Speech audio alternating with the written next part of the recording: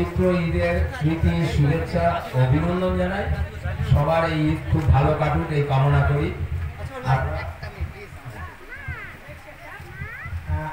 অসুবিধার জায়গাটা আমি ক্ষমা চেয়ে নেব।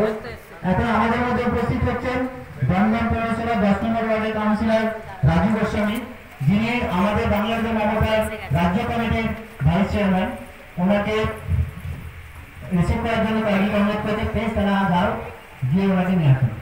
আর এরপর অসুবিধাগুলোকে রিকোয়েস্ট করবো আপনি আপনার বক্তব্য চালু করুন। এখানে মা বোনেরা অনেকক্ষণ থেকে বসে আছেন, আমরা বুঝতে পারছি এখনই আমাদের এই অনুষ্ঠান শুরু হয়ে যাবে বস্ত্রবোধা। তো রাজু মাস্টার দাদা ওনার উদ্যোগে আজকে এই এত সুন্দর একটা অনুষ্ঠান। আজকে আপনারা জানেন যে ইফতার পার্টি ছিল এবং বস্ত্র প্রদান। উনি ফেসবুকে খুব জনপ্রিয় নাম, এই বাংলার হৃদয়ে মমতা এই গ্রুপটা চালান।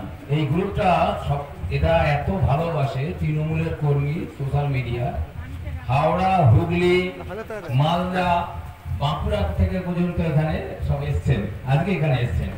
এরা দলকে ভালোবাসেন, এই গ্রুপটাকে ভালোবাসেন, তার মানে মমতাদিকে ভালোবাসেন, অভিষেক দাকে ভালোবাসেন, দেবাংশুকে ভালোবাসেন।